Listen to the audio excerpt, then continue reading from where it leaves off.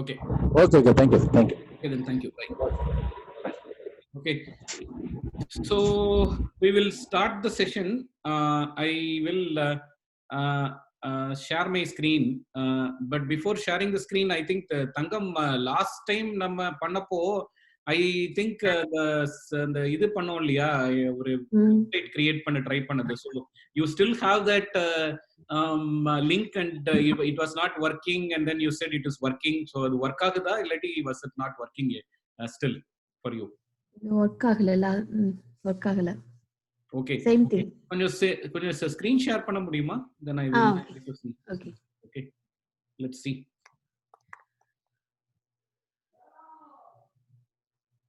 Enable பண்ணுங்களே. நான் enable பண்ணுமோ இன்னும். Okay. 1 minute.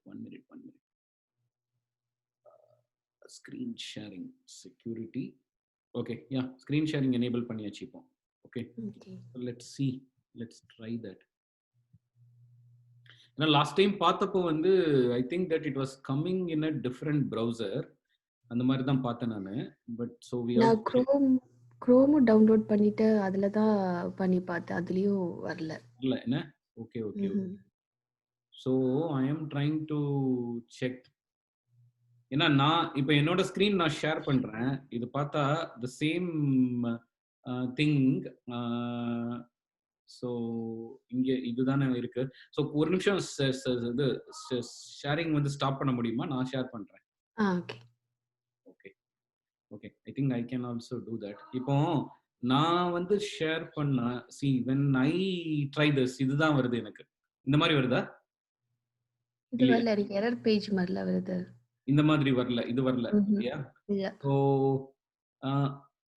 Okay.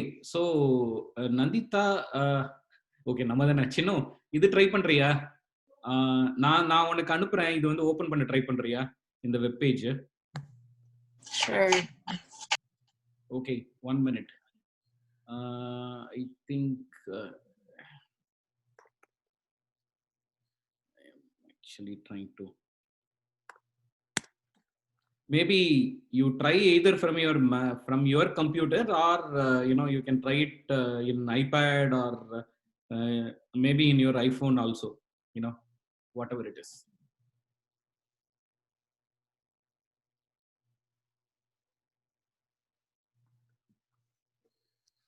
So okay again தங்கம் இருந்தாலும் I will really say that நம்ம பாப்போம். இந்த உன்னோட ஸ்கிரீன் இப்போ வந்து can you share it? நான் இப்போ வந்து நான் சொல்றேன், இந்த நான் இதை வந்து சாட்லயே பேஸ்ட் பண்றேன். அதுக்கப்புறம் ஏன்னா இங்க வந்து சாட்னு ஒரு ஆப்ஷன் இருக்கு இல்லையா? ஸோ அந்த சாட்ல வந்து நான் பேஸ்ட் பண்றேன் இப்போ இந்த பர்டிகுலர் ஹைப்பர் லிங்க. ஸோ உன்னோட ஸ்கிரீன் ஷேர் பண்ணு பாப்போம் நம்ம இதுல வருதான்ட்டு. இத நான் கிளிக் பண்ணுமா இந்த சாட் லிங்க? ஆமா, இந்த லிங்கை கிளிக் பண்ணணும். ஓகே, நான் இப்ப ஷேர் பண்ணிக்கிறேன். நான் ஷேர் பண்ணிட்டு கிளிக் பண்ணி பாப்போம்.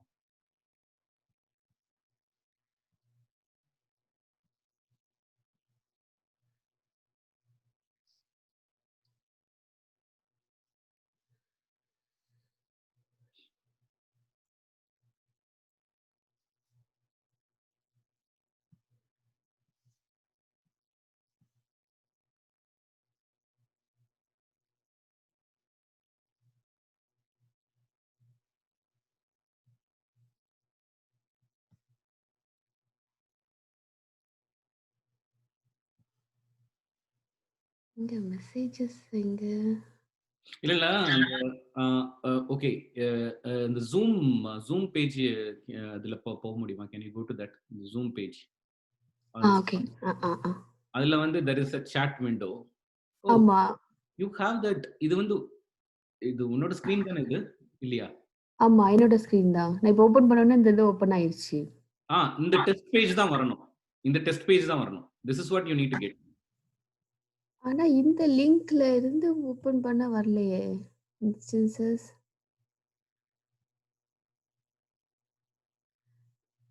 either link, the second one, open address, this one, right? just click பண்ணு பாப்போம்.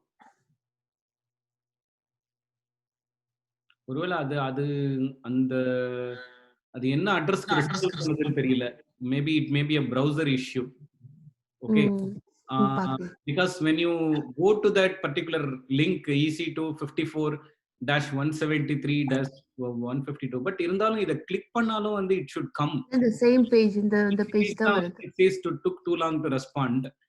பட் இந்த அதர் இப்போ ஒண்ணு பண்ணி பார்க்கலாம். இந்த அதர் பிரவுசர் விண்டோ இருக்கு இல்லையா, அந்த EC2 அது லோட் ஆயிருக்கு இல்லையா, அந்த விண்டோ கிளிக் பண்ணு, அந்த பர்టిక్యులர் விண்டோ. இது மேலேயே வந்து இருக்குதுன்னு நினைக்கிறேன். அந்த இன்னொரு டேபா இருக்கு. இதை ஓகே. ரெஃப்ரெஷ் ஆக ஆரம்பிச்சிருச்சு. again ரெஃப்ரெஷ் ஆக ஆரம்பிச்சிட்டு ரீலோட் இதுவாயிடுச்சு இல்லையா? ஆமா. Okay okay. இப்போ வந்து இன்னொரு தடவை ட்ரை பண்ண அந்த சேம் லிங்க். ஒருவேளை என்ன ப்ராப்ளம்ன்றது எனக்கு தெரியல. மேபி இப்போ வருது. ஆமா. there is some browser caching issue could be. நாம ஒன்னு பண்ணி பார்க்கலாம். can you இது வந்து என்னது, இது வந்து Chrome தானே? ஆமா, இது Chrome. அந்த Chrome அதாவது இந்த மேல டாப்ல அந்த ஹைப்பர் லிங்க்லாம் டைப் பண்ணுவோம் இல்லையா, வெப்சைட் டைப் பண்ணுவோம் இல்லையா, அங்க போயிட்டு வந்து can you just type settings? இதுலயா? ஆமா, செட்டிங்ஸ்னு போடு பாப்போம். ஜஸ்ட் டைப் செட்டிங்ஸ்க்கு போனாலும் போகும்னு நினைக்கிறேன். அப்படி போட்டா ஜஸ்ட் என்டர். ஓ, செட்டிங்ஸ்னா இது போக மாட்டேங்குது. ஓகே, அப்போ நான் வந்து இன்னொன்னு பண்ணலாம். நான் let me see how to go to settings. இங்க போயிட்டு ஓகே, இந்த அந்த ஒரு 3 டாட் ஒன்னு இருக்கும், ஒன்னு இருக்கு. இந்த செட்டிங்ஸ் போயிட்டு இப்போ வந்து இந்த செட்டிங்ஸ்க்குள்ள போயாச்சு. அண்ட் கீழே வந்து browser cache. I'm just seeing where you will be going for browser cache. Search settings இருக்கு இல்லையா, அங்க வந்து ஜஸ்ட் சே ப்ரௌசர்னு டைப் பண்ணு. ஆமா, அதுல ப்ரௌசர்.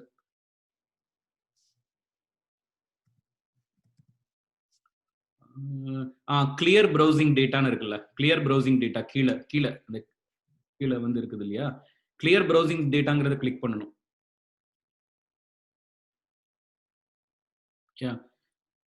இந்த choose what to clear, you have that. அந்த ஓகே, சூஸ் வாட் டு கிளியர்னு இருக்கு இல்லையா, அதை கிளிக் பண்ணு. Browsing history,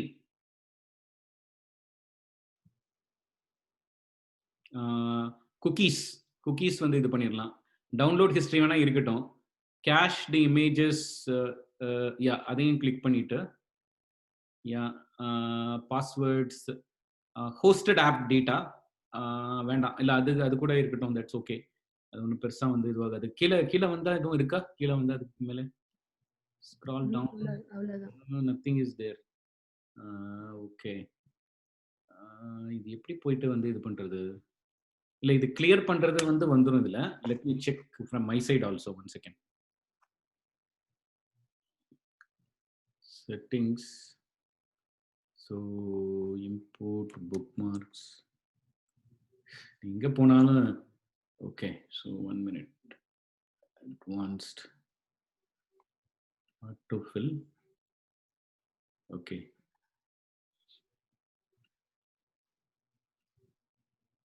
okay. ஸோ இப்போ வந்து லெட்ஸ் ட்ரை இட் டிஃப்ரெண்ட்லி. இங்க இந்த லெஃப்ட் ஹேண்ட் சைட்ல வந்து வேற என்ன இருக்கு? குக்கீஸ் அண்ட், ஆமா, அந்த cookies and site permissions, can you அது கிளிக் பண்ணி பார்ப்போம்.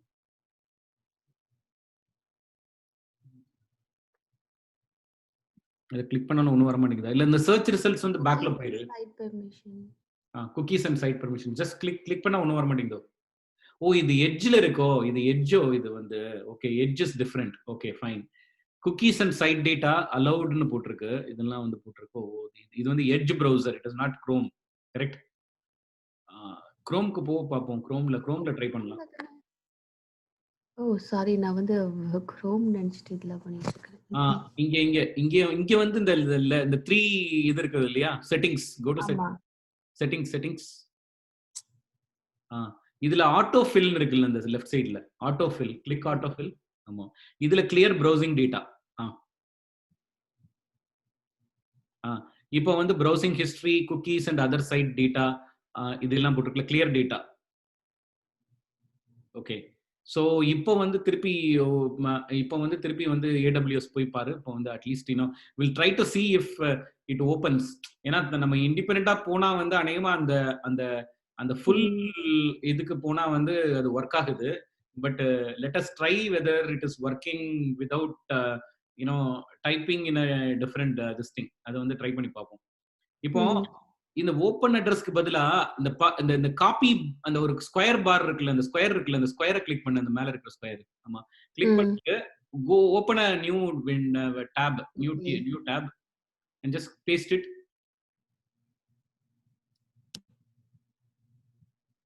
இப்ப கிளிக் பண்ணு. ஓ! இப்போ ஒர்க் வந்துருச்சு. ஆகுது. ஓகே. நவ் ஆ. Close it.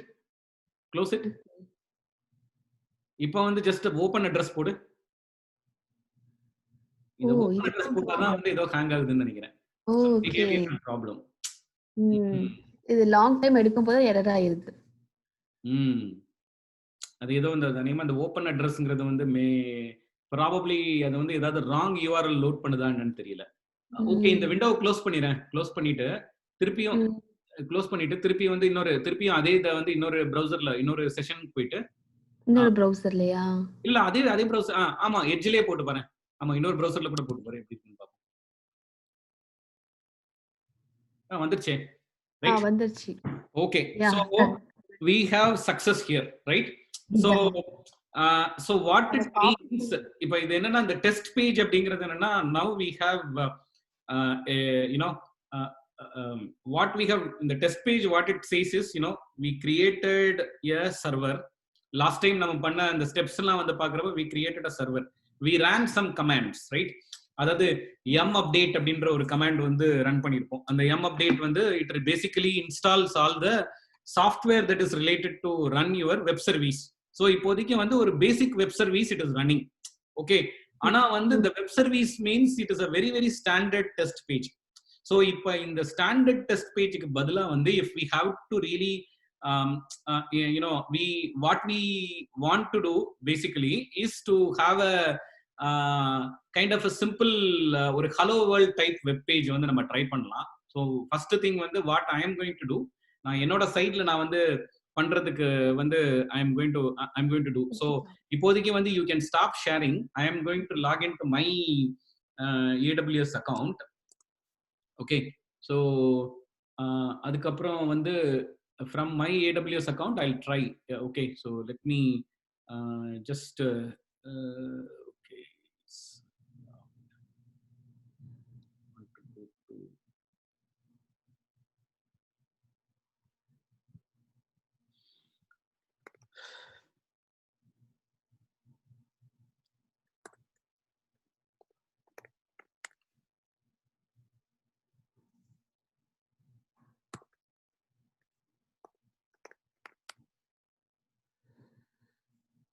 Okay, so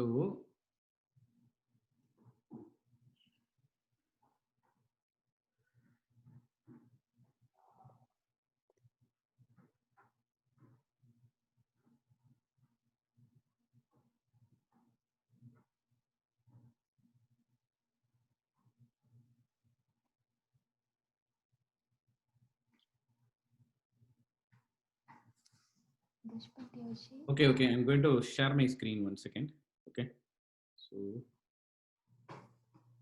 இப்போ வந்து what I am going to do, I am going to terminal.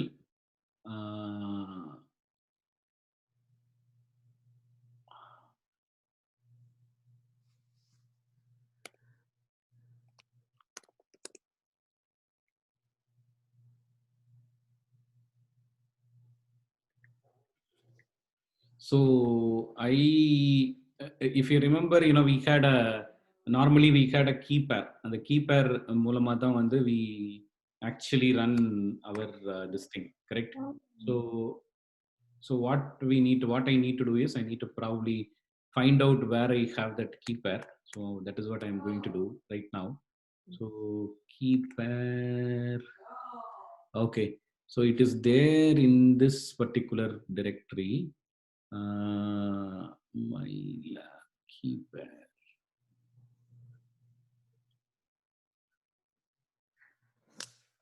Okay. like how.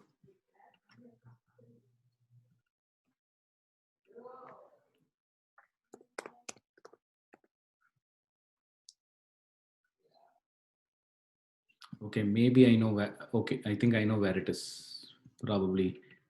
Let's go. Cloud training, AWS self-learning is here. Okay, I think here it is. Okay, my lab keeper. So this is where it is.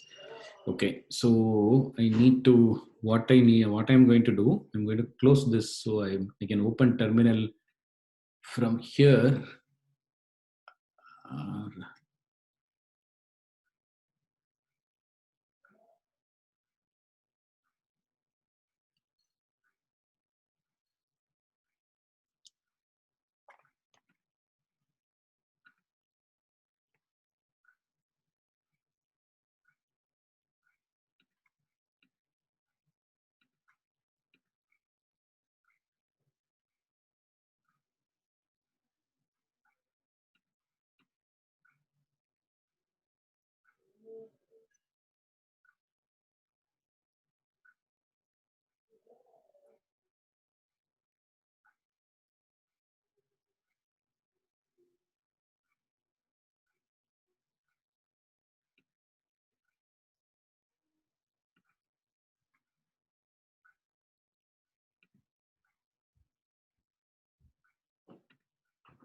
okay.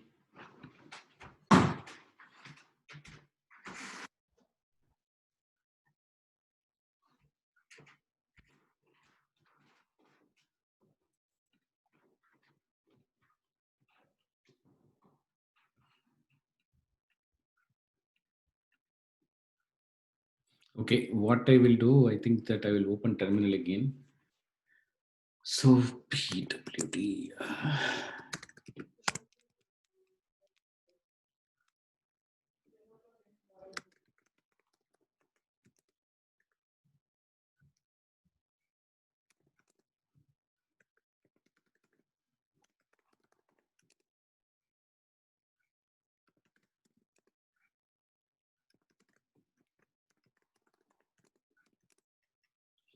Mm.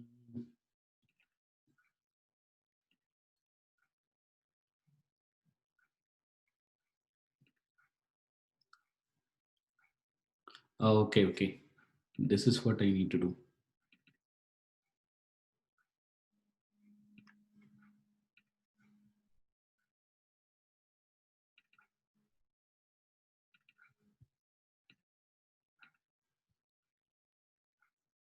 Okay, so new terminal at folder.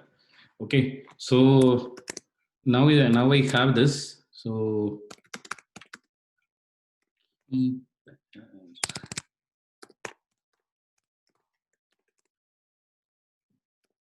okay, so I have that.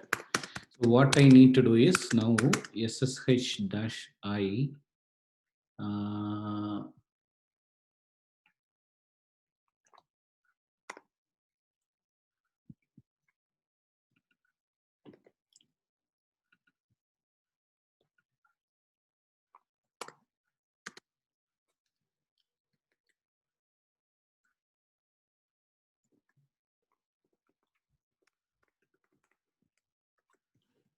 EC2 user at, I will copy this. Okay.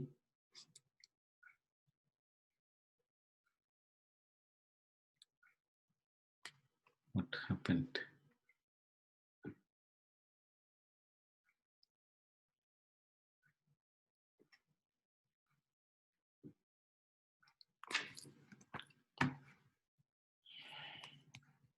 Let me see. Maybe கொஞ்ச நாள் ஆனதுனால மறந்துருச்சுன்னு நினைக்கிறேன். Okay. So SSH minus I. How do you do that?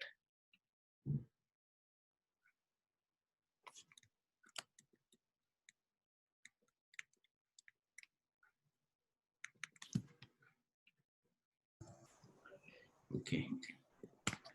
Log into EC2 instance, SSH. So do I give keypair.pim my correct தான் போயிருக்கு. I don't know like why.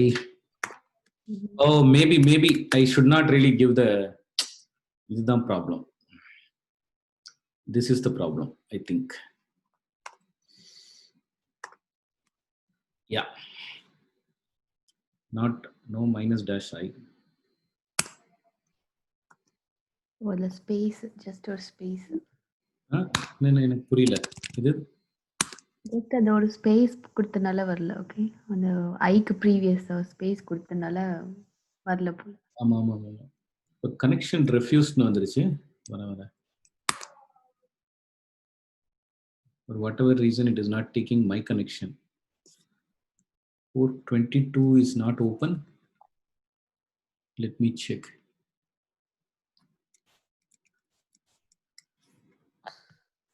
Okay, so block devices is fine. Details, security, inbound rules. So 22 is open only. Private IP address 172.31.85.17 and the public IP address. Okay, this is a private IP address. Maybe I need to give the public IP address. Let's try. So this is one thing that you need to understand. I think that's the mistake I made. We have private IP address and public IP address. Private IP address it is available within a closed network. When you use a public IP address, the public IP address is something that we use to connect from outside world. So you see right now I used private IP address, so it says connection refused. So do you know like why it is happening? So you need to provide public IP. Correct. See what they call as firewall, right? I mean, you would have heard about firewall. Firewall is something, what happens is private IP address is nothing, public IP address is something like an internet IP address. Say internet is a worldwide network. So worldwide they are giving IP address. So every single device, computer in this particular, in the entire world, okay, every single computer, it will have an IP address which is publicly identifiable IP address. So you, if people want to connect to my laptop also, there will be a public IP address that will be there, that is available in the internet, published in the internet. They have to connect. But if they need to connect, what happens is they can, using that public IP address, they can try to really connect to my computer. That is how people try to, the hackers try to hack any computer. But what happens, in order to prevent from the hackers, you will have a firewall. Firewall means that I am actually blocking that particular some of the computers using network. Generally in a company, when anybody wants to really query or connect to that particular company, they will have a kind of a outside, what they call as a web service layer, that or whatever it is, the private web server layer. So all web servers will be there. That web server only will receive traffic. Then it will really try to see that what traffic I can allow inside the network, what traffic I will not allow inside the network. So the public IP is basically that. But the private IP address is the IP address. There will be a private or an intranet. You would have heard that, like internet, you would have heard intranet. So what I can really do is I can really buy my own set of some 100 computers. I can really go and create a network within my my little company itself, where I can define some IP addresses that are allowed only in that network. That is what they call it as private IP.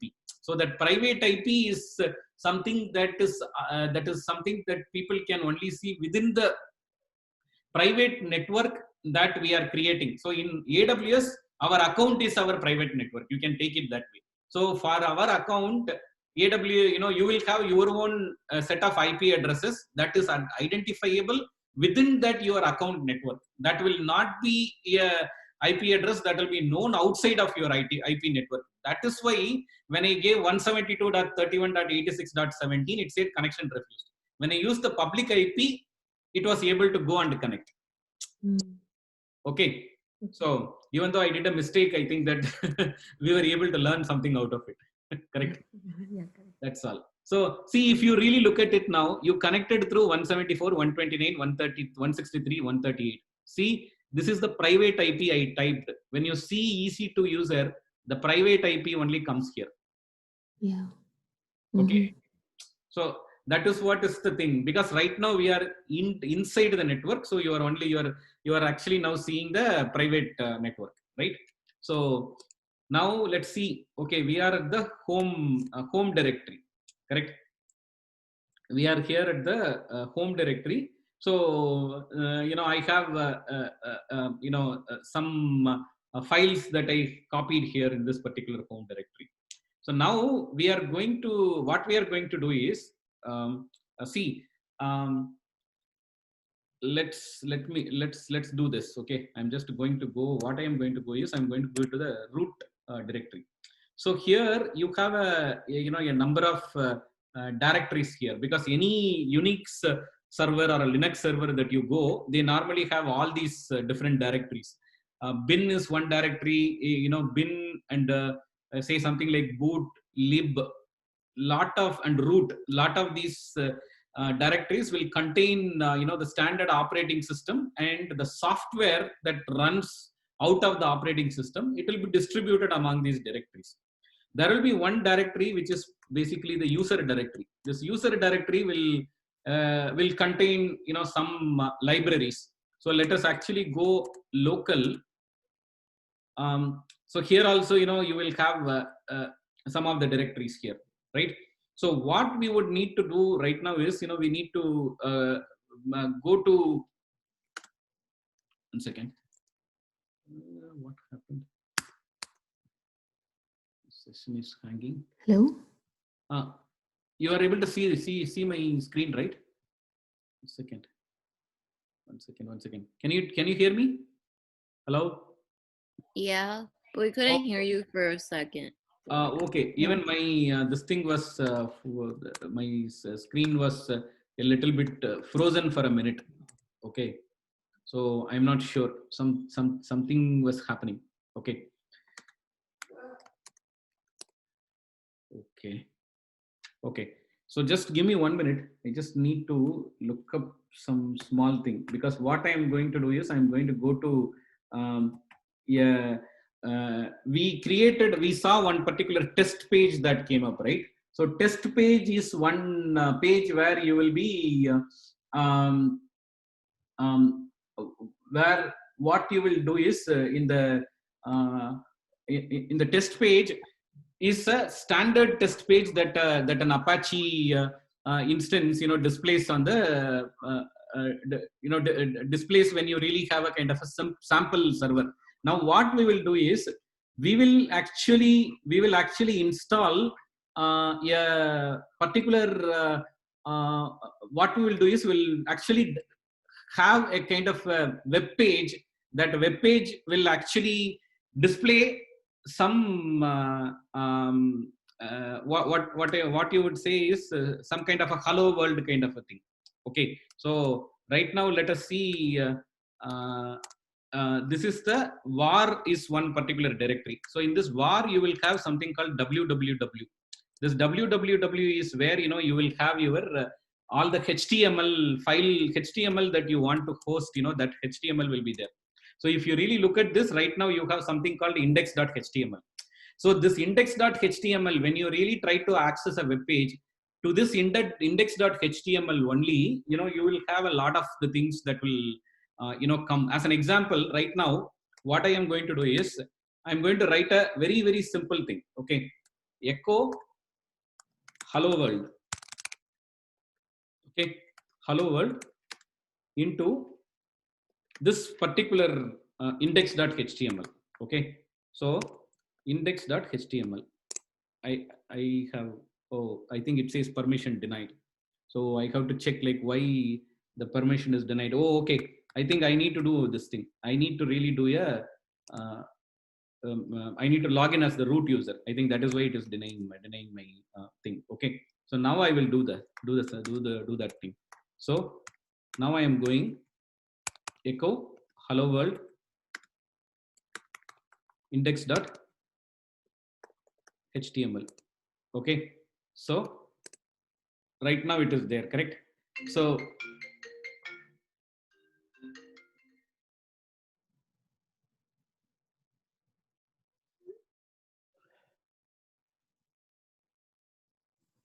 now I am going here. So I have the instance now. So I am actually copying my public DNS. I am going here. It says hello world, correct? So now let us do this. Let us try in Tangam, in your instance, we can try this.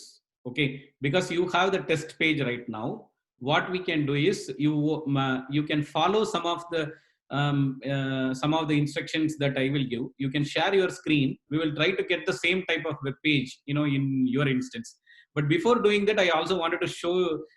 Yeah, let's take one step at a time. We'll try, this echo hello world. Okay, so let us try that. I need to share my screen. Yes, you can share your screen, and I will tell you how you can get this. Oh, Velu also joined. Hello, Velu. How are you? No, I am here. Super. Very. So if you display anything on the screen, you need to do through this terminal only? Yeah, terminal, terminal, this is in Mac, it is terminal, right? I mean, you can use it your PowerShell, because this is Windows 10, you can go to PowerShell. You go to search, yeah, and you can just type PowerShell. I think last time we tried that PowerShell, I think. Yeah, Windows PowerShell. Just to open it. Okay. So now what you need to do, you can actually do that. Last time you might have ஏதாவது ஒரு இடத்துல அந்த keypad வந்து somewhere you would have downloaded, right? அது எந்த directory தெரியுமா? keypad வந்து download பண்ணது? Downloads. Okay. The downloads. Yeah, correct. Downloadsல இருக்கா? Okay. செக் பண்ணிக்கலாம் ஒரு தடவை. அந்த my keypad or back. downloads மேல இருக்குன்னு நினைக்கிறேன். downloads அதுவா? ஓகே. எங்கேயோ நான் கொஞ்ச நேரத்துக்கு முன்னாடி எங்கேயோ கீப்பர்ங்கிறது பார்த்தேன் நான். back 2 step back. இல்ல மேல போயிட்டு 2 step back. I think அந்த டாப்ல வந்து பேக் பட்டன் இருக்குல்ல. Left arrow. Yeah. அதுதான். இன்னொரு தடவை. One more time. One more time. Oh, my keypad.ppk ன்னு ஒன்னு இருக்கு. AWS c:/AWS. Can you go to c:/AWS? Yeah, open it. So you have my webserver keypad3.pem. அதுதான் வந்து file, the pem file only. The second one. Pem file. So இப்போ வந்து you have to go to in your PowerShell also. அந்த PowerShell திருப்பி அங்க போயிட்டு PowerShell இந்த இங்கே ஒரு விண்டோ இருக்குன்னு நினைக்கிறேன். அதுதான் correct. Yeah. So just cd to that. Yeah, I think probably you can do cd ன்னு நினைக்கிறேன். cd/cd c:/AWS அது போட்டு பாரு. இல்ல c:/. இல்ல cd space c:/ அப்புறம் backslash AWS. ஓகே, நீ ட்ரை பண்ணு. அநேகமா கேஸ் சென்சிட்டிவா இருக்கும்னு நினைக்கிறேன். So you just press enter. Okay, not case sensitive. இது DIR போடு. DIR command. Just say DIR. Okay, so you have these 3. Okay, இப்போ வந்து you can type this. You can go to your AWS window. Go to your AWS window. இதுல வந்து இந்த public IPv4 address அது copy பண்ணிக்கணும். Just you can click copy. யா, இப்போ வந்து go to your this thing. இங்க வந்து SSH space -i. -i. Then அந்த pem file இருக்கு இல்லையா, அந்த pem file space அந்த pem file நேம் டைப் பண்ணணும். இல்ல அதை காப்பி பண்றதா இருந்தா ரெண்டாவது தடவை இதை காப்பி பண்ணிக்கலாம். ஃபர்ஸ்ட் இதை காப்பி பண்ணிக்கணும். அந்த கரெக்ட். ஆமா, c:/AWS போய்கிட்டு அங்க வந்து இது பண்ணிட்டு அதை கிளிக் பண்ணு. கிளிக் பண்ணிட்டு F2 கிளிக் பண்ணு. F2. ஓ F2 வந்து வேற மாதிரி இருக்கா? எப்படி வரும் அது? Control F2 or something. இல்ல not control F2, just F2. வரலையே. F2 வர மாட்டேங்குது. Okay F2 Right click, rename. Just right click. Rename. rename. Just இப்போ copy. வந்துச்சு இல்லையா? அதை அப்படியே காப்பி பண்ணிடணும், அவ்வளவுதான். இங்க வந்துட்டு பேஸ்ட் ஒர்க் ஆகலையோ? .pem space EC2 -user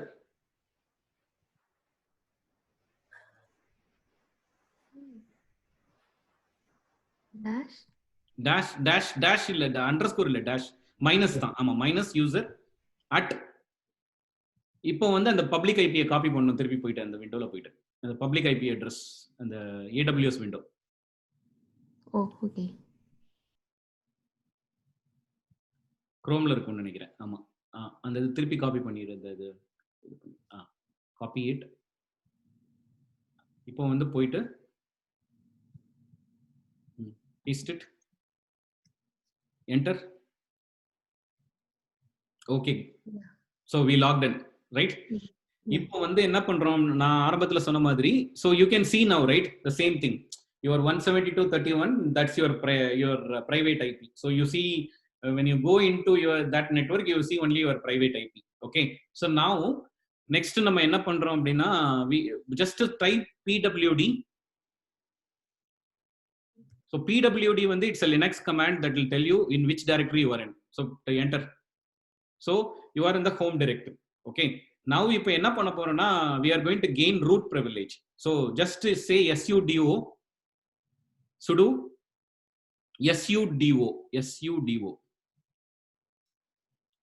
sudo space su. So இந்த command என்ன பண்ணும்னா, it will give us the root privilege. Root privilege, rootனா வந்து now we are the administrator for this machine. So we have power to run any command basically. Okay, so இப்போ வந்து just pwd திருப்பி போட்டு பார்ப்போம். pwd. Okay, again அந்த same directoryல தான் இருக்கும். இப்போ நம்ம வந்து what we need to do is we need to go to a directory called /var/www/html. So do the cd space /var backslash இல்ல forward slash தான், var means sorry var இல்ல var okay, sorry, /www/html. இப்போ ls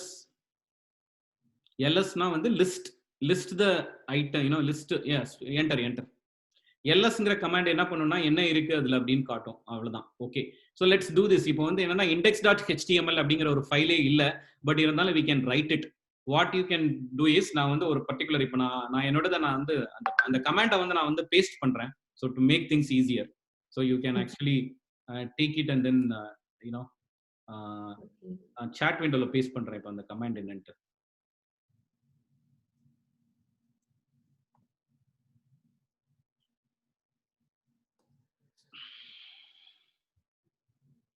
So I will go to my chat window. இப்போ வந்து இதுதான் command. இந்த கமாண்டை வந்து அப்படியே எடுத்து you paste it.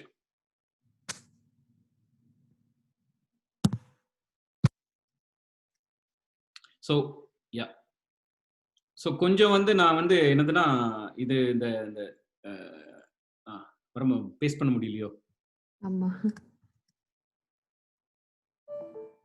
வரணுமே நான் நார்மலா. Okay, let me go space. Yeah,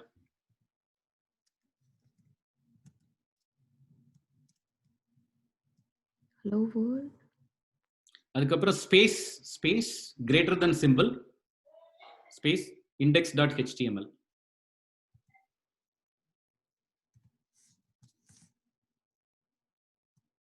Okay, ls இப்போ again do ls. You should see index.html. Good. Okay, இப்போ வந்து என்ன பண்ணலாம்னா நம்ம முன்னாடி வந்து பண்ணோம் இல்லையா, அதே மாதிரி go to EC2 instances.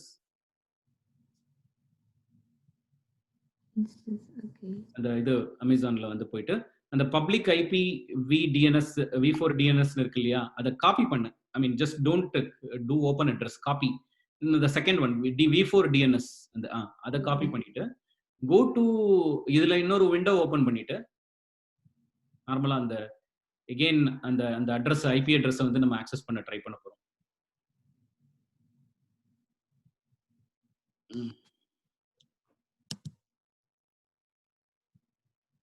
Enter hello world. Okay, understood. That's it. Yeah, good.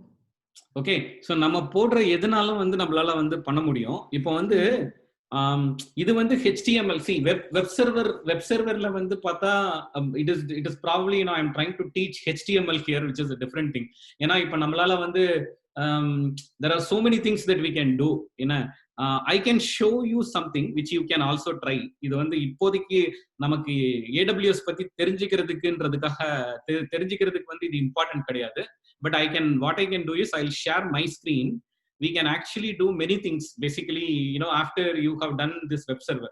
Because one thing is we don't need to really learn very much about web server, but what I am trying to say, what we have learned at this particular time is we have gone into AWS, we have actually created a server, we gained access to the server, converted that server into a web server, and then tried to create a very simple web page. And the web page we have actually displayed, we have tried to access that web page.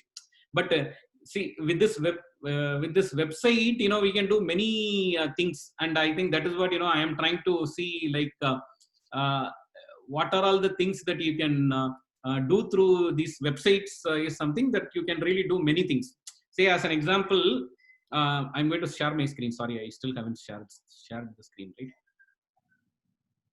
Okay, so I have my I put in this index.html I gave something. So now what I am going to do is I'm going to my home directory. Okay, so there is a little bit complex thing. So here we have something called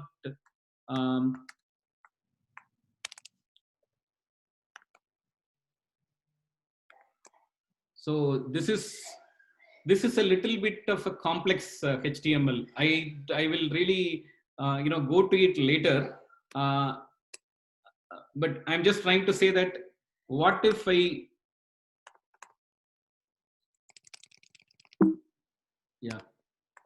see cat அப்படிங்கிறது ஒரு it's a command. catங்கிற command என்ன பண்ணும்னா I'll just write execute it separately. It will just simply list the contents. Now what I am going to do is teach a little bit of Linux, because finally when you really do that, Linux also in the when we really put that greater than in Linux world how it works is whatever is the output of that particular command, that will go to instead of going to the screen, it will go to that index.html. When I write this is a command, that is what it does. Okay, because right now கொஞ்ச நேரத்துக்கு முன்னாடி cat test file 99 it displayed on the screen, but instead of that, if I just put a greater than symbol and give a particular file, it will go and really write into that particular file.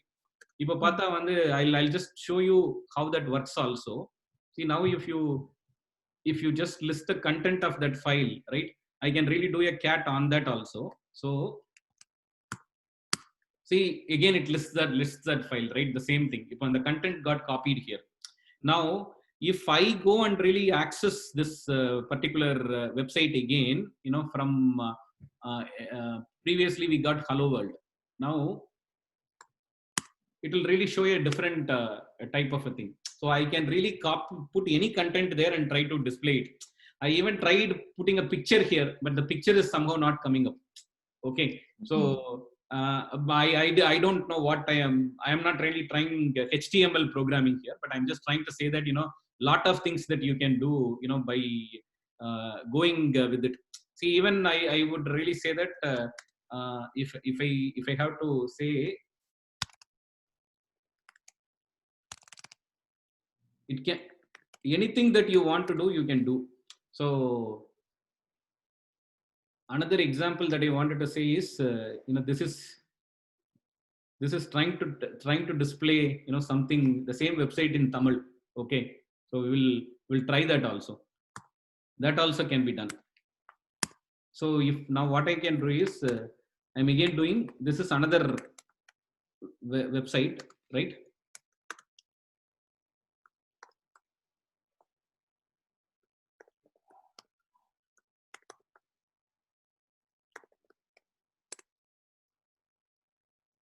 Okay, so now I am going and trying to refresh this. See, I got it. Mm-hmm. Nice, right? Lot of things we can do. Mm-hmm. Okay, Okay.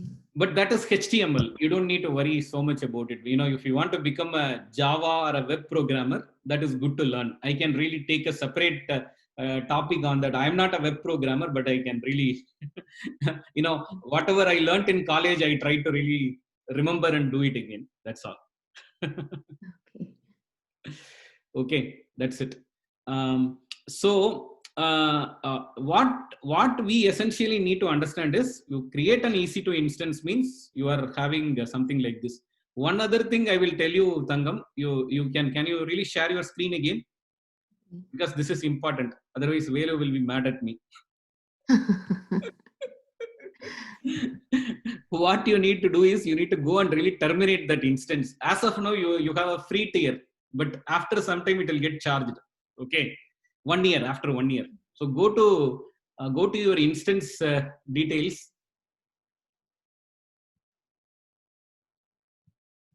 Yeah, go to EC2, that EC2 instances,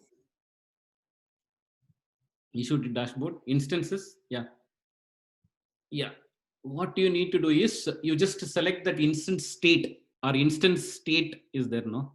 Click on instance state in the top. That orange launch instances is there, right? அதுக்கு பக்கத்துல கொஞ்சம் left சைடுல இருக்கு பாரு, அந்த instance state. Okay, instant state. Okay. ஆமா, okay. இல்ல actions போய் ஓகே ஓகே ஓகே கிளிக் இல்ல, இத செலக்ட் பண்ணனும். அந்த மை ஃபர்ஸ்ட் சர்வர்னு இருக்குல்ல, you need to select that. Yeah, select it, then go to instance state, terminate instance. இல்ல stop instanceனால okay, terminate it now. See, இது இப்போ வந்து ப்ராப்ளம் இல்ல, you have a free tier. But what is the generally thing, இப்போ நம்ம வந்து போயிட்டு ஏதாவது வந்து when we are studying அப்படின்னா, ஸ்டடி பண்றதுக்கு வந்து we can launch an instance.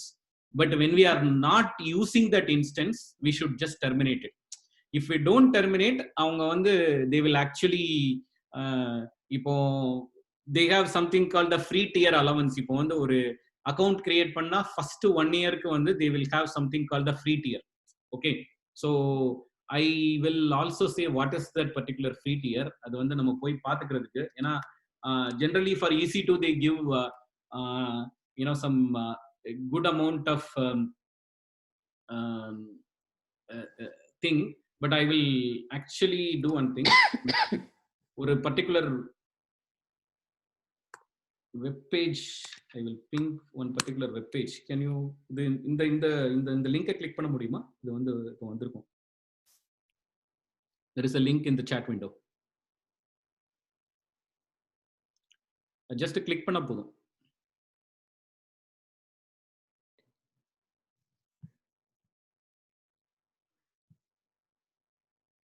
So there is a AWS free tier. So if you come down, the scroll down panna, see 750 hours EC2. So any 12 months வந்து they are giving it for free. Okay, so S3 bucket ஒன்னு create பண்ணாலும் வந்து 5 GB RDS 750 hours. So இந்த மாதிரி வந்து they are giving lot of things free. Say certain things வந்து கொடுத்திருக்காங்க. Amazon DynamoDB, this is always free. Okay, so அந்த மாதிரி வந்து நிறைய வச்சிருக்காங்க. அதுக்கப்புறம் லாம்டாங்கிறது 1 million free request per month. So always free. So நிறைய things வந்து they are giving free. So இந்த மாதிரி ஃப்ரீயா கொடுக்கிற விஷயங்கள் என்ன கொடுக்குறாங்க அப்படிங்கறது இங்க தெரிஞ்சுக்கலாம். ஸோ அந்த ஃப்ரீயா கொடுக்குற அவங்க என்னென்ன ஃப்ரீயா கொடுக்குறாங்களோ அத்தனையும் வந்து we can actually learn any number of times. It shouldn't be a problem. But EC2 instanceங்கிறது it's a compute instance. EC2 instance after 1 year, if we are creating an EC2 instance, that EC2 instance வந்து 1 hour if it is up and running அப்படின்னா கூட வந்து they will charge something. So அதனால I want to educate on that front also, because when you gave the credit card, they are not going to charge that credit card. But if you create an instance and you don't shut it down, don't terminate it, then இப்போ ஒன்றும் problem இல்லை, but maybe in future they will charge you. So you need to be a little cognizant of that. Okay. So 1 week run ஆயிட்டு இருந்திருக்குது. Sorry, இல்ல run ஆகல. Refresh பண்ணா போயிடும். இல்ல previous 1 week சொன்னேன். இல்ல 1 week ரன் பண்ணது அது ஓகே. இல்ல ஏன்னா இது வந்து 12 months இல்லையா, first 12 monthsல you are there, so it's a free tier. So you won't, இல்ல அதுக்கு வந்து இன்னொரு விஷயம் இருக்கு. Go and type in the search billing, just say billing. Yeah. இல்ல டாப்ல search billing. Yeah, click on that billing.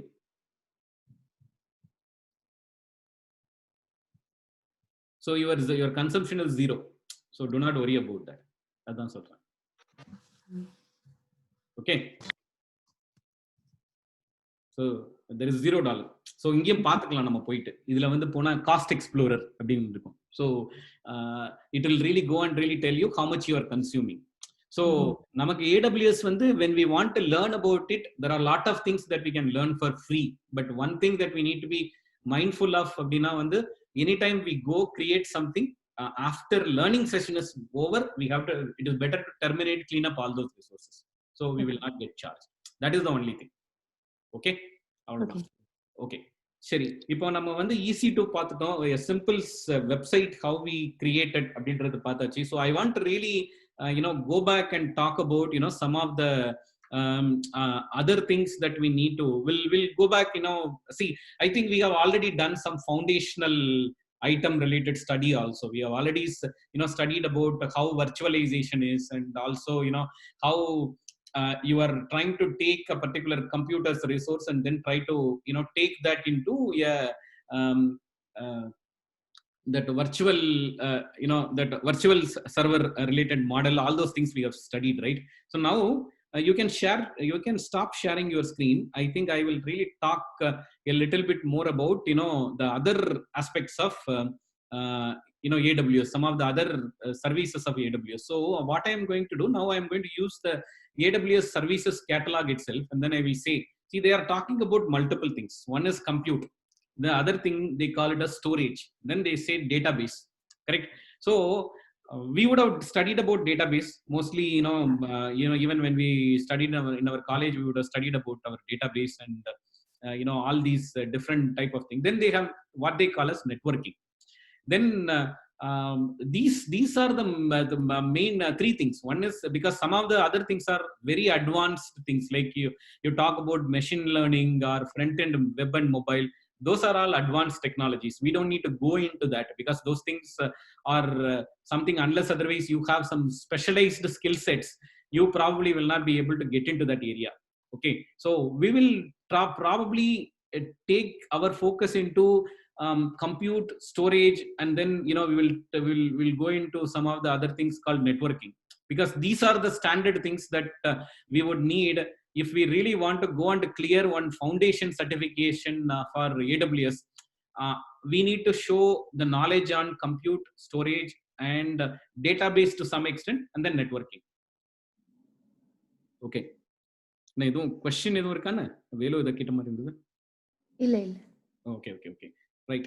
So compute வந்து we have already seen even in a practical lab what happened in compute. Now let us talk about storage. See, storage is another thing, especially when you are not really working. For you to, I have to really explain how in an enterprise environment, storage as a concept works, because we all know that storage is something that we are all very much aware. Because if I am really going in here and this is my computer, right? If I really go into my computer, I go and really check how much is my computer storage is. I cannot excuse me, I cannot share see your sorry. Okay, one second. So this is my computer, right? I mean, this is my computer. I can always go and really look at some properties about my computer and say that, okay, how much storage that I have in my computer. I can always go and really check that. You will be able to do it in Windows, and here also I should be able to go and check my storage. I'm just trying to figure out uh, where I will see. Okay, so keyboard. So general doesn't show that. Okay, so but I think I should be able to generally, even if I go here, it says that what is how much is my hard disk size and other things. You should be able to see, correct? In Windows you click on C drive, then you should be able to see how much is my storage available, or things like that, right? I mean, about this particular Mac, or if I just say about this particular Mac, you have storage. Yeah. So it says 121 GB. This is what it says. Windows also will say something, the same thing, right? 121 out of 121 GB, 18.84 GB is available. But this storage generally, where this particular storage lies, it lies inside my laptop. It doesn't lie outside my laptop. It lies inside my laptop. Correct? That is what it is. But what happens when you really talk about an enterprise or a kind of a company is there? So when you are in a company, you let me open a whiteboard here so I can really explain it. Okay, so I will just go here and open a kind of a whiteboard, in the Zoom. So what I'm going to do is I'm going to stop sharing my screen. I'm going to go into start a whiteboard. Okay, so in the whiteboard I will draw something and then show. So this is my what happened? Sorry.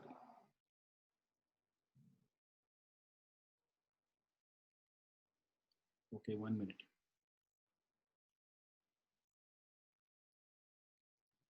Okay, so okay, so I have a full screen now. Okay, so say, okay, clear it.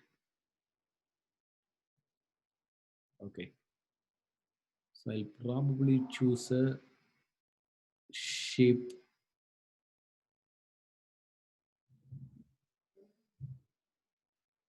Okay, maybe whiteboard may not be the right tool. I will rather use a paint or some other application that will be a little easier for me. Okay, so what I will do, I will stop sharing. I will go to a paint application because I think it doesn't give me all the tools. Okay, so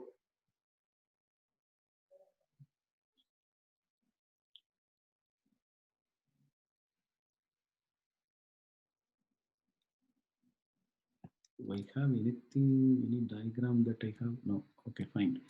Okay, so now what I will do, I will actually open a new drawing here. Okay. So see, here is your computer. Generally what happens is, this is your computer. Assume that this is your computer. So in this computer, you will have, let's talk about layers. So your computer basically will have what I would call it as your individual parts. So you have your CPU is one part. CPU is nothing but that is your basic machine power, right? So that is there. Then other than CPU, you have memory. This is, see, CPU actually does the actual work, because what it does is finally at the end of the day, that is what is your what you say action engine, right? You have some data, you are running a program, which means that a function is getting performed. So that function execution is done by CPU, but it needs data. Without data, we say that computer, right? I mean, compute itself is a kind of a mathematical term. So there is some mathematical activity that happens. So if it has to really do any mathematical activity, you need data. When we really talk about math, or our basic mathematical operations, it can be addition, subtraction, or whatever it is. You need numbers, right? I mean, these numbers, you call it as data. So if that number is there in if we are writing it in pen and paper, we are actually using paper as our storage, and in paper we write. So if we have to really write some very, very complex, say, taking a bank account, you want to really take the data of all the bank accounts. In those days, they used to really write a lot of ledgers, keep it somewhere. So instead of that, you need to keep that particular data somewhere. Means the memory is one part of storage. But memory is what? Memory is actually basically a temporary transient storage. It is not a permanent or persistent storage. There are two types of storage they talk about, right? Temporary or transient storage. Transient storage means, I am actually processing the information. It is more like my brain. In my brain, I probably, I really look at some kind of a scenery, I really do process something, I will probably forget, I will move on. But if I really want to deeply remember a particular event, then I think that I will consciously record it in my brain somewhere for reference in future. Or sometimes I will think that I will forget, then I will write it down. So or sometimes we take pictures so that we can go back and really remember about one particular event in our life. So we do all that, correct? So here memory is basically, most of the time, it is something like, it is only talking about the transactional element, transient element. I am actually going and walking in the road, walking somebody to really cross the road. We think that we may have a momentary observation, but we will not think so much about it. It's all something that we process as we move forward. So similar to that, when a computing engine performs any type of an operation, it performs the operation. It says that I am actually reading from a file, and I actually have to really perform a multiplication function. For doing the multiplication function, I probably can store it in a couple of variables, but I will not really store the value of variable after the program completed execution. It gets destroyed. So such data only we will store it in memory. Okay. So if I have to really store a particular file permanently, then what I will need to have is I need to have the disk.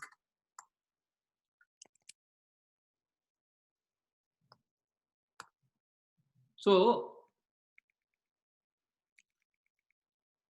this disk is also something that is what we are seeing in our computer or laptop. Oh, I have in my C drive or in my drive, I have this much memory that is available. So where I can go and really save my Word document, I can really go and really save something, correct? Now enterprises will have huge volume of data. What happens is that local disk sometimes may not really be, nobody will really make a disk that is capable of storing that much data in your local storage or local computer. Or sometimes that data, that type of storage that they choose also may not really be giving that flexibility that other than that particular computer. Sometimes a group of computers want to really save the same data, then you will not really be able to really have that. So you probably may need to have a kind of a common place where storage can be there. Or I want this particular disk. Suppose if I want this particular disk shared by two computers, because we spoke about high availability, redundancy, some of the things, right? So that high availability redundancy means if I have 10 computers, 20 computers, 30 computers, say as an example, sometimes this is what it is, correct? Today, you are getting disks in terabytes, even in petabytes also. See, for example, even petabyte, 1 petabyte, I want to really get a kind of an external hard drive. I can really get 1 petabyte external hard drive. That is also possible. Right now, things have, the local storage has become that much, cost effective, affordable. But what if that 1 petabyte is attached to one particular computer? Only that computer can access it. Another computer cannot access it. You need another 1 petabyte storage for the other computer. What might happen is, even though storage may be cheap, but at the same time, still that 1 petabyte of hard drive, it costs certain dollar amount, and that dollar amount is still some money. So I am in a particular enterprise. if I have to really have computers, each of them need to have, the only way the storage is available is locally to that particular computer, then what happens is, I also will really end up spending a lot of money, because only that computer can access that 1 petabyte. If it has some free space, other computer cannot use it. So in that in that case, not all the servers will need petabyte level of storage. Many computers will need only probably a 10 GB 20 GB storage. They are not 10 GB 20 GB, maybe that is probably very simple, maybe 100 GB or 150 GB. Beyond that, most of the computers will not really need storage. They may not process that much information. When we talk about computers, we have certain type of servers, in enterprise usage. One you call right now, we created web pages, right? So the web servers, these HTML files are not that much in size most of the time.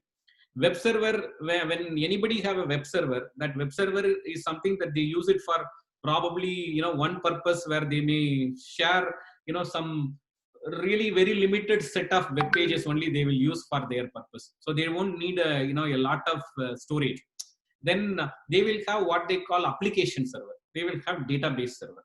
So this application server probably may need some storage, because they may be running software, they may be say as an they may be running a lot of data that is related to software directories, and some of the data that an application needs to use.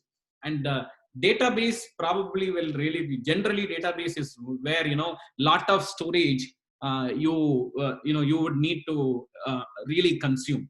So so in that case, how do we optimally use my storage? Then in that case, what is a kind of a technology is, I need to keep my storage external to computer. So generally what they really do is, they actually came out with different type of storage devices that companies started manufacturing. Okay, so I am actually having an external storage, external disk. If you want to really see, this external disk can be connected to any computer, and this external disk, when you are talking about this external disk, is of multiple types that they call. Okay, so one is this external disk, one type of device, what they call as SAN storage. Okay, this is the SAN storage. It really caters to two type of storage. One they call it as block storage, another they call it as file storage. I will come to what is block and what is file in a minute. Okay, but block and file, there are two type of storage here. Okay, the other one that we are talking about is what they say is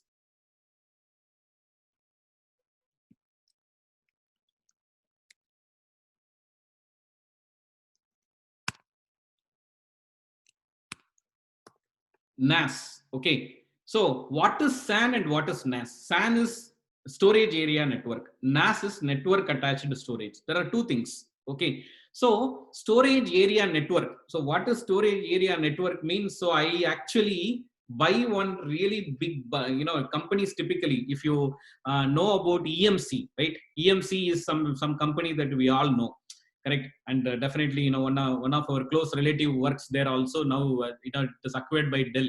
So this EMC is actually known is a kind of a leading storage manufacturer. So they manufacture when traditionally data centers pre-cloud area, EMC storages are very popular. They probably most of the companies that had that EMC storage for data center storage requirements. So what they manufacture is large, big storage devices, and these storage devices really have terabytes or even petabytes of data. So all this particular data that they have, they are all in a single box. They call it a storage array. In that particular storage array, you may have maybe, I would say, hundreds of independent hard drives will be there. So these each and independent hard drive, they will be able to share it to multiple servers. Okay, so what typically happens is, I'm just going to really talk about maybe what I will do. I will move this particular portion a little bit. Okay, not sure why I'm not able to. So I'm just moving this area a little bit here, so that since we have covered about this, before I go and really start talking about SAN, do you understand this concept of externalizing the storage? Not keeping it within the computer. Any questions on this? Yeah, I can understand. Okay, so What do you mean here, NAS or what do you mean NAS? sorry, NAS. NAS network attached storage. It is Okay. also similar. Okay, I will come to that. That is why I'm saying that I will come to that and talk about each of the storage. Then you will understand, how those are used by, the individual computers. The storage is there. How we are going to use the storage in each of the individual computers. We need to understand that a little bit. Knowing that means that, we can very easily try to clearing our certification exam. Knowing these concepts is really going to help us answer a lot of questions that will come in the exam. So that is why I am trying to uh, cover you about this block and file. They may not ask about SAN or NAS, but AWS will take it. The SAN or NAS, AWS will call it in different terminologies, but basically behind the scenes, that is what is the storage that you will be looking at, the SAN storage and NAS storage. So I will get into that.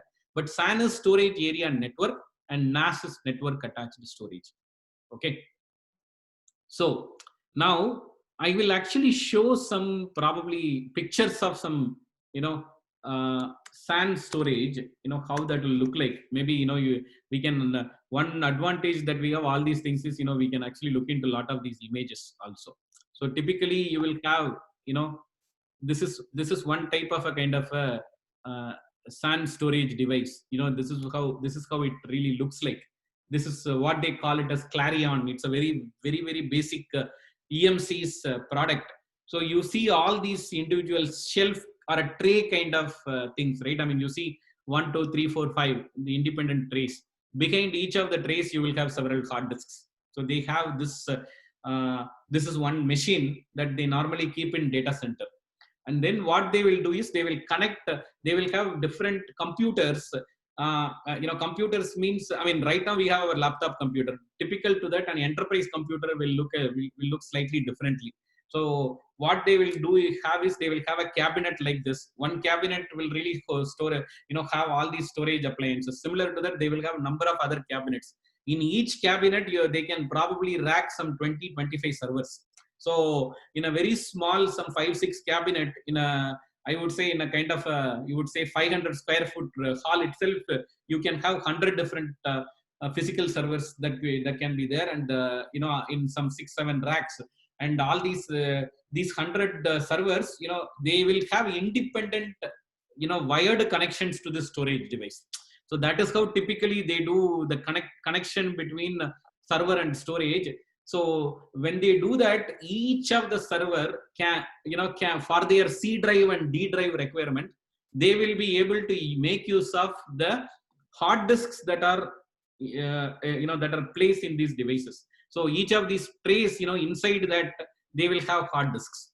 So hopefully I'm able to explain it. If you have questions, I will take a small pause and explain what it is. Correct. I mean, hope I am able to give you the correct picture on how those things are done. It is really a little hard to understand. So I have the experience, so I probably may be able to imagine it. But if you don't understand, then I can explain that.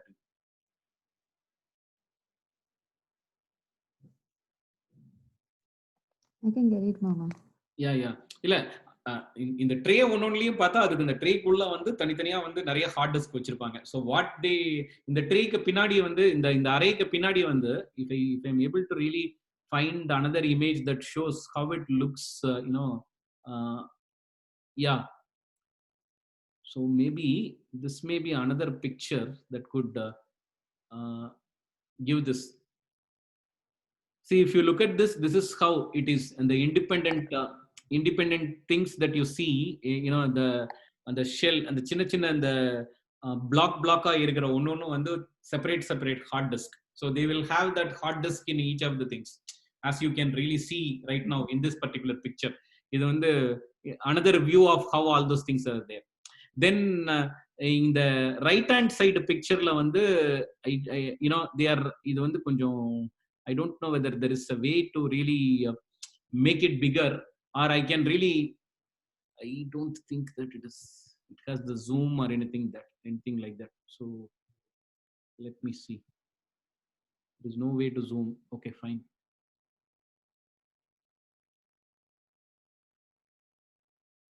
Okay. So this is another. See, this is a kind of a. This is another kind of a picture. Oh, இது வந்து இங்க தான். Need a professional website? வீடியோக்கு போகுது நினைக்கிறேன் இது. Okay. Okay. So this is probably a picture where I think I can show the other part of it also. Yeah, so you can get a better picture on each of the hard disks, how they are there, right? So these hard disks are there. Then the other thing that comes up, as you can see, there will be some ports or slots from where people will really connect the cables. So they will connect the cable, and then it really will go to a kind of a massive hub, what they call it as kind of a switch or a connecting network hub, and from the hub they will give all the connections to individual servers. So there is a lot of things you don't need to know those things for you to really pass the exam, but sometimes it may be easier to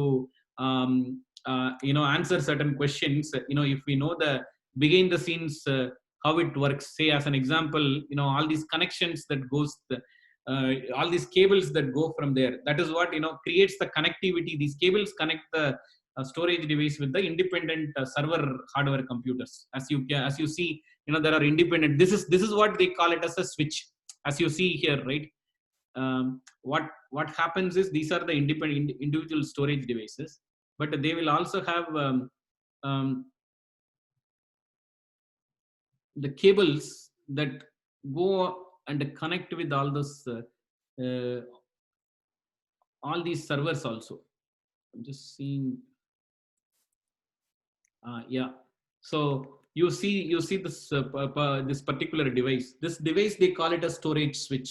So you have a lot of ports are there. So there are cables running from this to the storage device. You see there are other cables. One part of the cables will go to the storage, one part of the cable will go to the servers. So that is how they connect the server and storage. These cables are the ones that enable communication. So using that communication, you can actually use the hard disk and then map that hard disk to your server. So what happens typically in this kind of a storage is, in one storage, if you have one particular hard disk and that hard disk is 1 terabyte, 10 different servers can take 100 GB, 100 GB each from that one single hard disk. That is what this technology enables, the storage technology enables. So SAN is basically, what we do is, let me now go back to my diagram and then see that what is the difference between a SAN and a NAS now. Okay, so SAN is nothing but what happens is, you take your storage, create blocks out of storage, and then give it to operating system. Say what happens right now, we have shown all these storage devices and independent the independent disks that we have shown, correct? So now what happens is, say this is a storage box. Assume that this is a storage box. Okay, so I'm saying that this is a maybe I'll just write it outside, then I think we can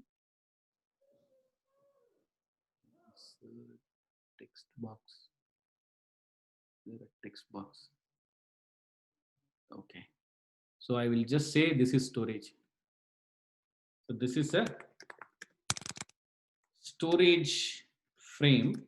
Okay, so this is a storage frame. That is what I showed you some time back. So in this storage frame, you have multiple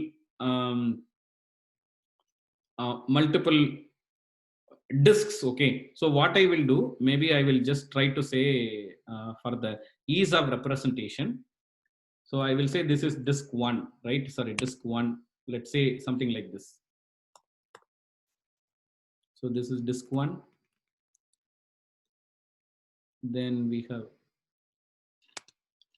disk 2,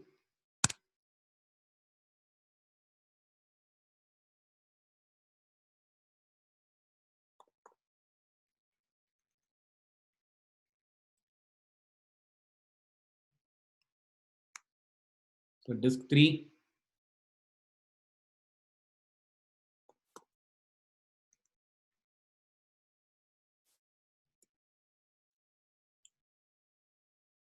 Disk 4, something like this. So this is a SAN. What I, rather than storage frame, I will say this is SAN, right? This is a SAN actually. Okay. So in SAN, I will just stop it at say assume that we have 4 different disks, right? So in each of so in each of the disks, say I would say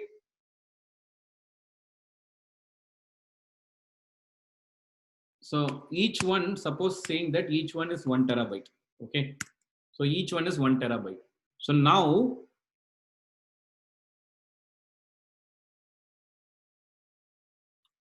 what happens is this is SAN. Now I'm going to imagine that I have some 2 servers.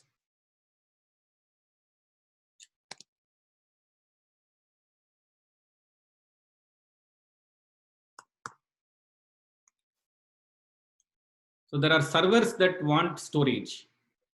Okay. So here I am going to talk about some 3 different servers. Okay. So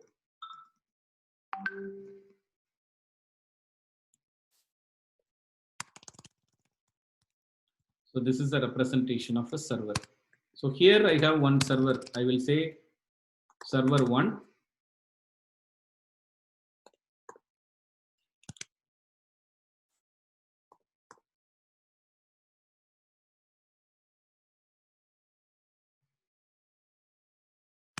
Server 2.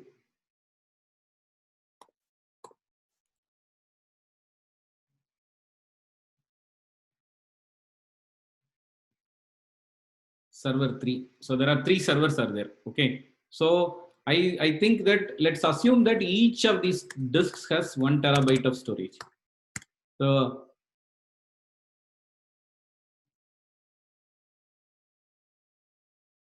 So each disk is 1 terabyte.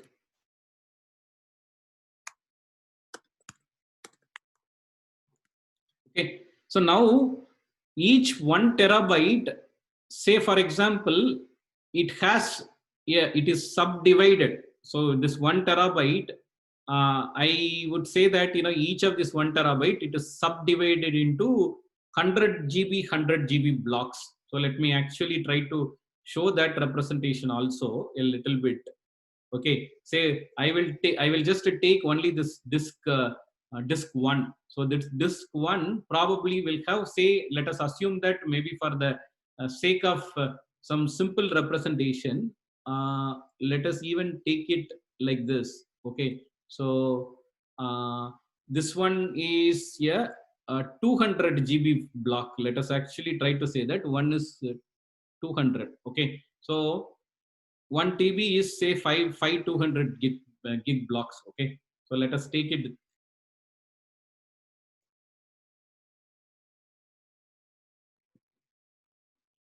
that way.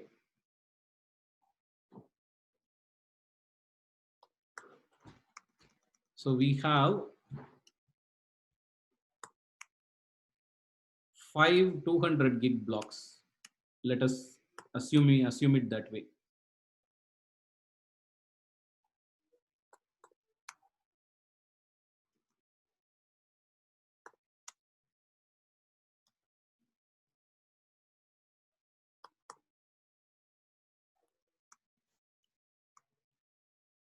Okay, so let us say that there are 5 200 gig blocks. Okay, so now what can happen is in server 1,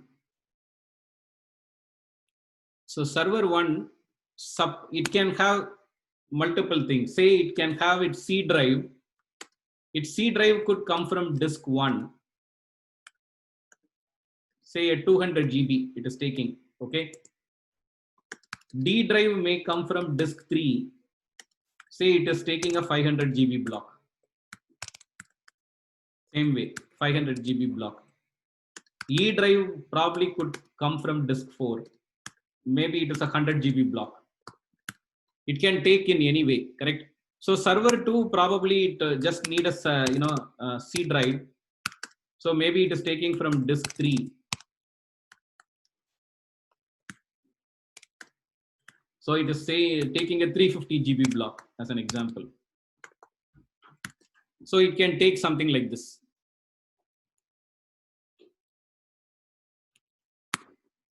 Then same thing, E drive, here also, it has probably a two different drives. So it says it takes disk from disk 2. Maybe it can even take a 600 GB. That is also possible. Even it can take the whole 1 terabyte also. That is also something that you can possibly take. So maybe it takes 300 GB from something like this, right? So each server can have its own directory structure from each of these disks, separate blocks it can take, and it can use it for their purpose. So this is what, a particular SAN storage connection between a SAN storage and a server is. You take blocks of storage, take from the SAN and use it for your server.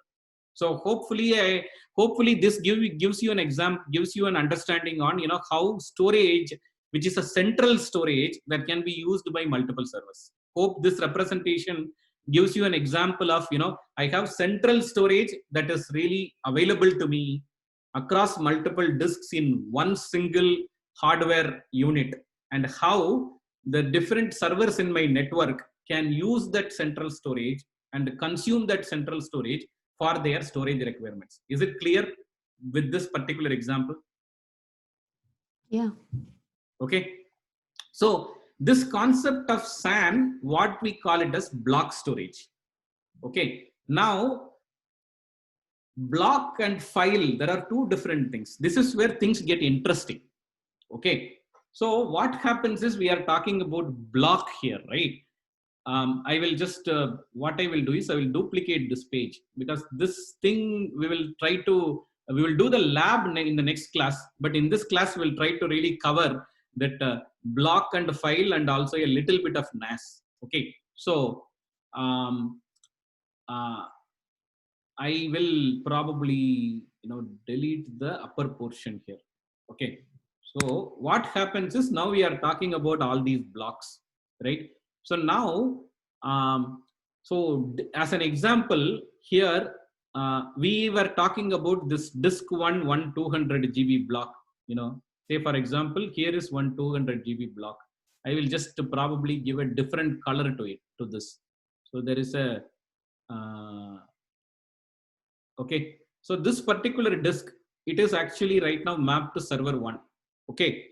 Suppose typically in a block storage, what happens is, this 200 GB of orange block is given for our server 1, the C drive, this thing, it is given to this particular server already. So what happens is, you cannot use this particular disk. In this particular 200 GB cannot be used by other servers. Sometimes what happens is, I think Velu, probably you might be familiar. Sometimes you will really have a particular central shared disk in your company, where you may be storing files. That shared disk people may use in that network. They call it as network drive, and each 10 users are there in your department. All the 10 users will use that one particular disk. It's like, I have my C drive. I want to really share that C drive with you. It is possible.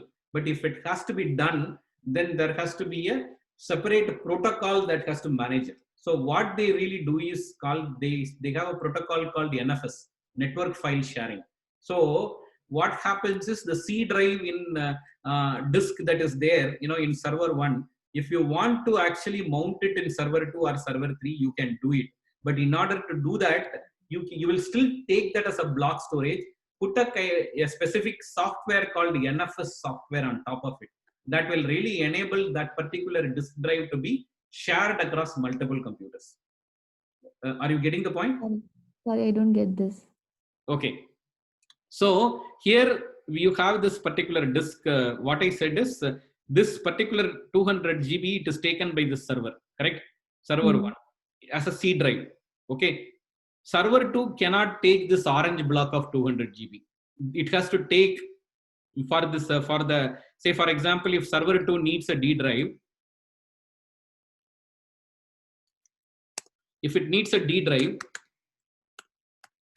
it can take 200 GB, say from disk 1. Okay, so I will put this in a different color. Maybe what I will do, I will take the, let me put this in a different color.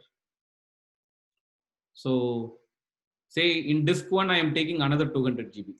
If I have to take that, I will just choose a different color and represent that color here. So let's put a green.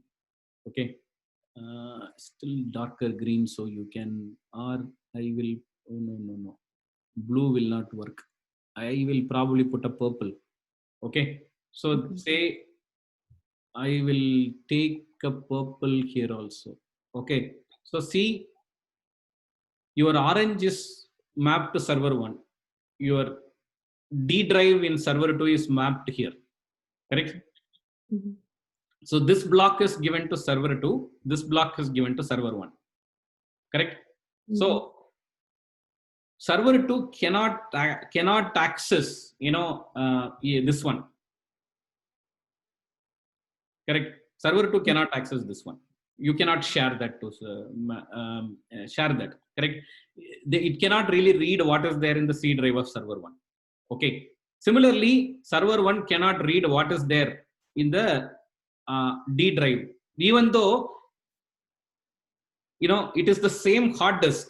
Okay, since this 200 GB orange block is given to server 1, only server 1 can read data from that orange block. Server 2 can only read it from purple block. You are clear on that? Yeah. Okay. Sometimes what happens, there may be a business requirement. Say for example, now Velu works as a tester, right? Sometimes they may have a test document. Today, you have something called OneDrive. We will really talk about OneDrive later. See, you talk about OneDrive also. OneDrive is an example, correct? You go to Microsoft, you can really get a OneDrive. They will give you 500 GB or 1 TB or whatever it is, something like a storage that they give you as a kind of what they call as OneDrive. This OneDrive, if they give you that 1 terabyte, that 1 terabyte is similar to a block. That particular OneDrive, so so say Velu has some 3-4 other testers. They want to really share some common testing document saying that this really contains all my test cases. I want to run it. I want to update it. When I update, I want other people also to see what I am working. So you will probably have to really keep one particular common working file that you want to share it with multiple people. Nowadays, technology gives you all that. It is something like you can do it in OneDrive, or you can open a Google Drive. People really go and really make update to Google Drive. I make a change, another person can see it online. Technology has evolved a lot, but how they are really managing it in the backend, is, you will have something like this only, the disk 1, disk 2. But if somebody, uses server 1 as the computer and another person is using server 2 as the computer, when you have mutually exclusive designs, you cannot do anything. But what they can really do is they can actually have a particular software called NFS. Okay, so this NFS can be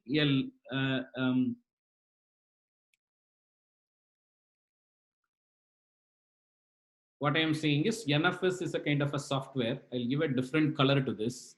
So this is a software. This NFS software, if it is there, it can actually do, what it can do is it can actually take this, say if server 1's C drive is there, or server 2's D drive is there. Say for example, in server 1, I can create a F drive that maps to server 2's D drive. So, which means that this purple block, I can actually share it with both server 1 and server 2. You understand?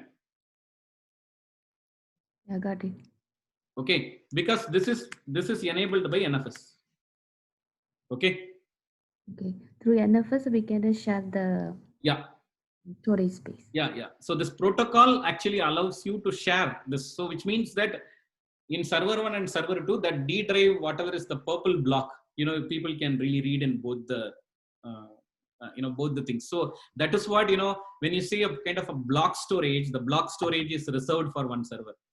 Another server cannot use it. But that same reserved block also, sometimes you can enable sharing. So sharing is something that is enabled by this. So now this same thing really extends to a lot of the other file sharing that we today do. Like we all use Google Drive, we all use OneDrive, we will use Dropbox. Lot of the common file sharing solutions that we use today in our day-to-day life. So for the, they also follow similar architecture. But there is another concept which is the NAS concept. So this NAS concept works slightly differently.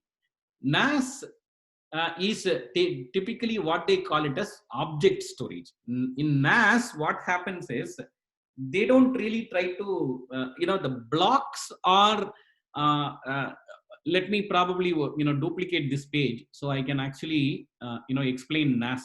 Okay. So what happens is you saw NFS. So here what happens is in NAS, there is nothing like, nothing like what you see here. It really have, NAS is also another type of software that runs here. So there is no direct mapping. What happens is this NAS is a software that governs this particular disk storage, and then all servers are connected, um,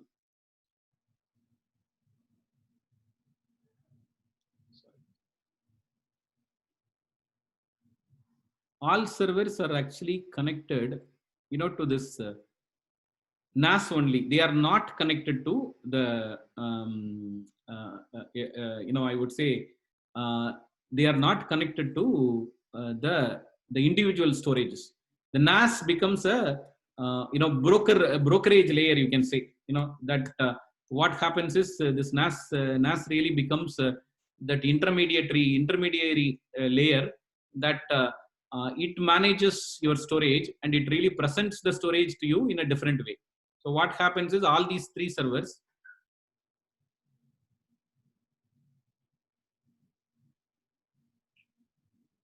this is again, NAS is generally used when there is a need for sharing a particular storage in a, rather than as a dedicated storage, it has to be used as a shared storage. Then they use NAS. So I will come to that, because in that case, what happens is direct disk mapping or direct mapping will not be there. So it can probably have a, say for example, in this particular case, the C drive is generally provisioned from a SAN or from a local disk. Okay, so it can probably come from a, maybe for my representation, I will change all of these things, saying that everything is, I'm changing everything to black right now. So C, assuming that this disk 1 comes from SAN. Okay, I'm just putting that this disk is coming from SAN. The D drive comes from NAS, right? When the D drive comes from NAS, it will really have, it will just read out of this NAS device only. It won't have a direct connection to any of the disks. But what it will do is, say for example, in this particular NAS means you won't really request what exactly is the storage that I need. In this NAS device itself, you will store a kind of, it is very similar to your shared file storage. But what it will do is, in an enterprise, people will really store something like a common data. As an example, if you want to really say that I want to have a particular large file, that large file will contain the list of all employee phone numbers. Maybe, that may be one particular file. Or otherwise, I will have one particular video that is a training video. That training video is actually stored in one particular folder. It contains a list of training videos. So somebody has to really go to that particular storage and see all the training videos, play that training video into into their location. Then in that case, what they will do is, okay, I will go to NAS. I will actually map my D drive into that NAS drive. In the NAS, probably let me even put it something like this. Okay, what I will do is I will actually expand this thing a little bit and say that under this particular NAS storage, I have four folders. Okay, that will really say this. Okay, so say folder 1 will contain contacts. Okay, folder 2 training videos, folder 3 it will have,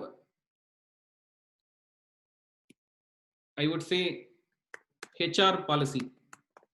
Okay, folder 5, folder 4 will have say, I would say, holiday list. You can really say holiday or maybe it will really have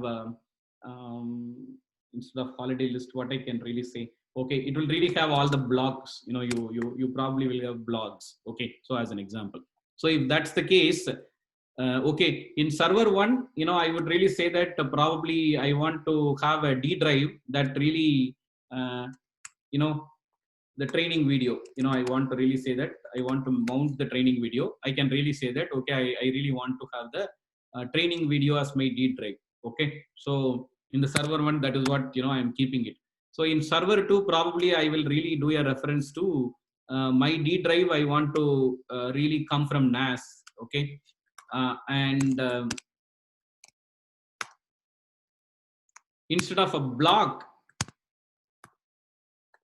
so I would say contacts, and my E drive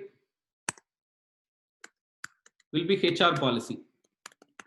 Okay, so similarly here, I would say my D drive can be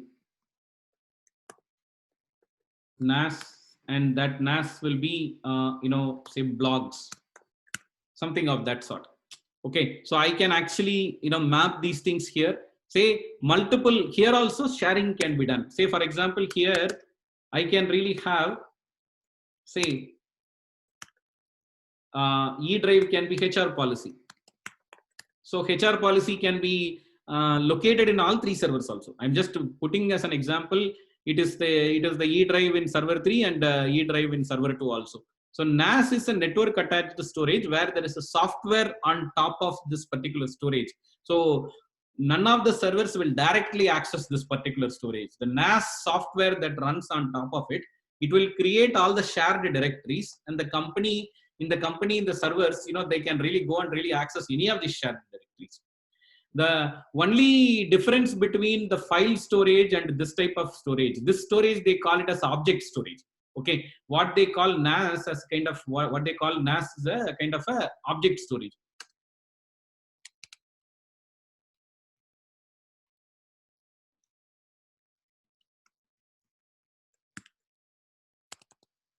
Okay, for some reason,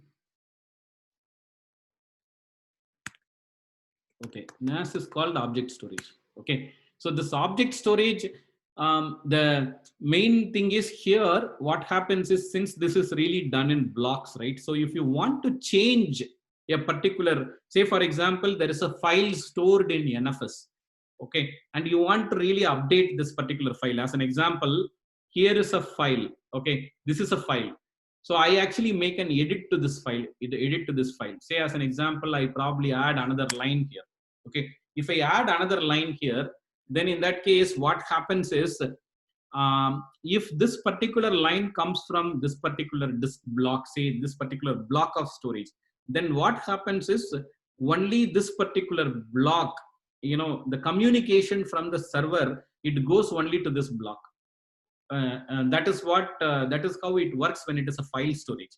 But when it comes to a NAS storage, it goes to the NAS software, where it says that, okay, I want to probably go and update or edit a training video. I have administrative rights. I want to delete a training video. I want to upload a new training video.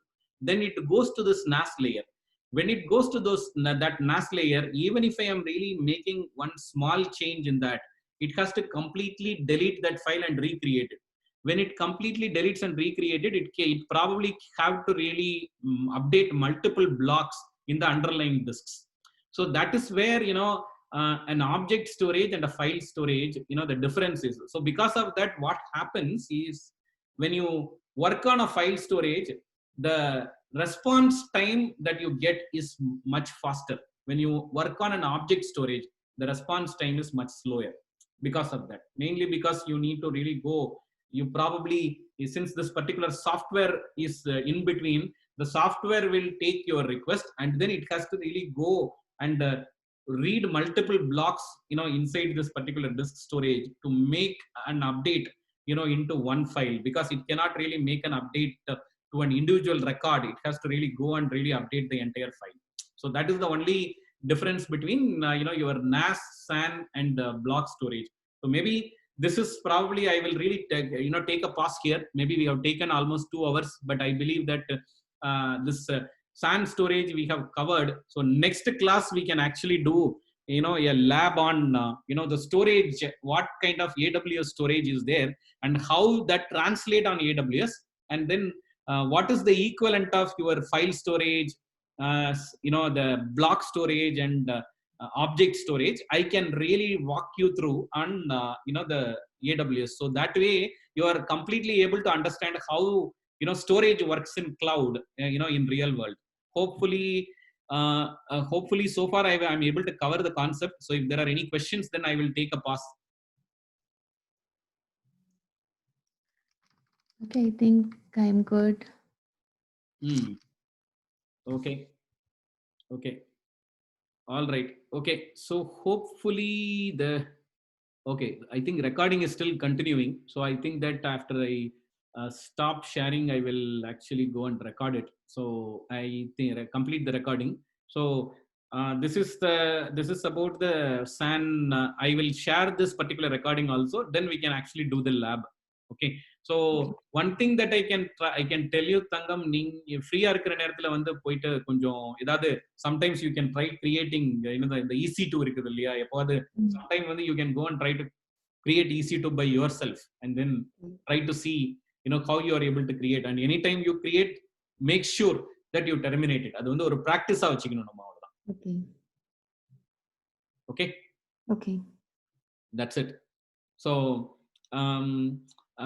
Maybe ஒரு விஷயம் வந்து என்னதுன்னா, நம்ம இந்த நாளைக்கு வந்து நம்ம EC2 we will do storage lab, will do tomorrow. Okay, so I can actually cover something. I will stop this recording and then share this particular recording so you can actually look into that. Then we will go to the next session. So hopefully I think I was really able to do some justice to the storage concepts. Okay. Thank you. Okay, thank you. Okay.